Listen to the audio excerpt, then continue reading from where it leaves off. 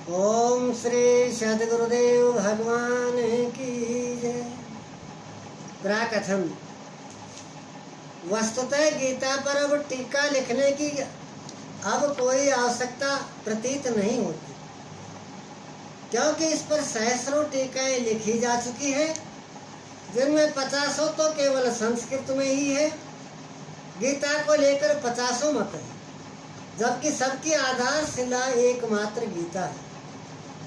योगेश्वर श्री कृष्ण ने तो कोई एक बात कही होगी, फिर यह मतभेद क्यों? वस्तुतः वक्ता एक ही बात कहता है, किंतु श्रोता यदि 10 बैठे हों तो 10 प्रकार के आशय ग्रहण करते हैं। व्यक्ति की बुद्धि पर तामसी, राजसी अथवा सात्विक गुणों का जितना प्रभाव है, उसी स्तर से उस वार्ता को पकड़ पाता है। इससे आगे वह समझ नहीं पाता, अतः मतभेद स्वाभाविक है। विभिन्न मतवादों से और कभी कभी एक ही सिद्धांत को अलग अलग काल और भाषाओं में व्यक्त करने से साधारण मनुष्य संशय में पड़ जाता है। बहुत सी टीकाओं के बीच वह सत्य धारा भी प्रवाहित है, किंतु शुद्ध अर्थ वाली एक टीका हजारों टीकाओं के बीच रख दी जाए तो उनमें यह पहचानना कठिन हो जाता है कि यथार्थ कौन है। वर्तमान काल में गीता की बहुत सी टीकाएं हो गई हैं, सभी अपनी अपनी सत्यता का उद्घोष करती हैं, किंतु गीता के शुद्ध अर्थ से वे बहुत दूर हैं। निस्संदेह कुछ महापुरुषों ने सत्य का स्पर्श किया, किंतु कतिपय कारणों से वे उसे समाज के समक्ष प्रस्तुत न कर सके।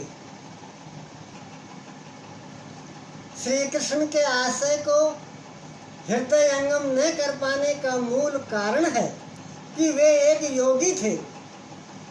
श्री कृष्ण जिस स्तर की बात करते हैं, क्रम से चलकर उसी स्तर पर खड़ा होने वाला कोई महापुरुष ही अक्सर से बता सकेगा कि श्री कृष्ण ने जिस समय गीता का उपदेश दिया था, उस समय उनके मनोगत भाव क्या थे। मनोगत समस्त भाव कहने में नहीं आते, कुछ तो कहने में आ पाते हैं, कुछ भाव भंगिमा से व्यक्त होते हैं और शेष पर्याप्त क्रियात्मक हैं, जिन्हें कोई पथिक चलकर ही जान सकता है। जिस स्तर पर श्री कृष्ण थे, क्रमशः चलकर उसी अवस्था को प्राप्त महापुरुष ही जानता है कि गीता क्या कहती है।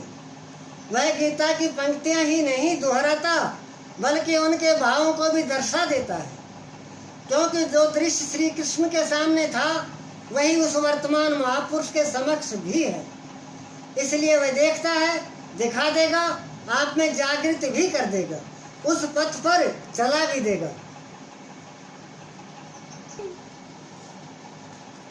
पूज्य श्री परमहंस जी महाराज भी उसी स्तर के महापुरुष थे। उनकी वाणी तथा अंतः प्रेरणा से मुझे गीता का जो अर्थ मिला, उसी का संकलन यथार्थ गीता है।